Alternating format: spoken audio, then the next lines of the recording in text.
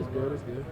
Why is he the best safety coach in the nation? He just is. That man, like, who doesn't want to play for Coach Schaefer? He's just down to earth and, like, honestly can go to him for anything. So, like, best safety coach in the nation. We're good to go, right? You guys good? Yep, thanks. Devin, you're from Queens? Yes, sir.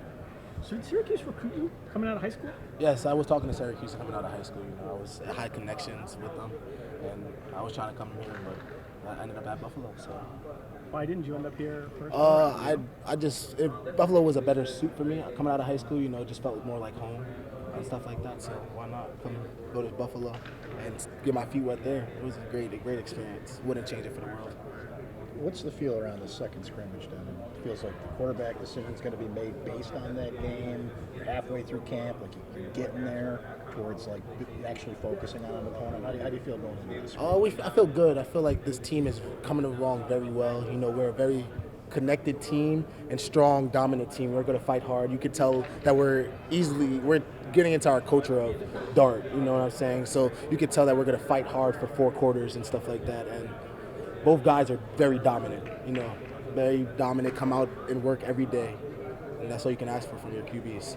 You've been asked about him a little bit, but I want to follow up on Demetrius and just how he's doing as a 17-year-old guy. He's going to be trusted to start. But how do you take the age and everything aside? What kind of player do you see out there? When you take away the age, you see a pro-minded player. You get what I'm saying? Like, for him to be so young, like I said, but when you take that age away, you can't tell. He's in meetings, and sometimes he's questioning me, keeping me on my P's and Q's, and I'm going into my last year. So, to be honest, you love that from when you see that from younger guys, and it's amazing. It's just all the young guys in that room are just so dedicated to their craft and always want to get better, always asking me for extra work, asking me for tips here and there. And like I said, keeping me on my P's and Q's on stuff that I may have to go into my notes and look at. And it's like, okay, yeah, keep me sharp. I need that. How important do you think it is for you to play a leadership role this year in your position group? Just the guys seeing, me being here, and just the guys seeing me going, and just honestly, I just like to get on my guys and just tell them, let's work. Don't worry about anything that bad may happen or anything. Just keep going, and I want them to feel like they're comfortable. When you're comfortable out there and just play freely, that's when you play your best football. I know that, and I've learned that throughout my years. So I just try to keep them confident and knowing that I'm here with you no matter what, ups, downs, good, bad. I'm always here with you. So just go out and ball out. Devin, you said Buffalo initially felt like home. What brought you here last year? What were the couple of things? Just a change, college football, just to change the scenery. And I just felt like this was a better move for my future and stuff like that. And Coach Rob Wright came here from Buffalo, so that was a good factor. And just the connection I had with all the coaching staff, Coach Fran, Coach E, just talking to Coach Schaefer, like I said, just having that connection and seeing that, I was like this. I can see these being my next 2 years, and I feel comfortable calling Syracuse home. So there aren't that many guys that I know of that pick Buffalo over Syracuse initially. It's right. Usually, most guys sort of chase the bigger offer. Why did it was just a gut feel? It's just my recruiting was where you feel like home is, and I was heavy on don't chase a name. Coming out of high school, that's one key advice that I'll give to the younger guys. Don't just chase a name. You want to go where you feel like you're comfortable, where whatever situation may be. For me, it was close to home. It was somewhere where I felt like I can get my feet wet, learn the system, learn college football, and just honestly be me. And that's what you want to do coming out of high school. Who encouraged you to think that way? Because I don't think a lot of people do coming out of high school. I give credit to my parents, my mom, my dad. It was a family decision, honestly. Just sitting down, it wasn't easy. When you have schools, I know how it is coming out of high school and having all these offers and hearing all these big names, and you have friends. And now it's crazier because NIL wasn't as big of a thing now. So now with NIL, the money is crazy. So, just sitting down and having those conversations with your parents and listening to them, because they know what's best for you.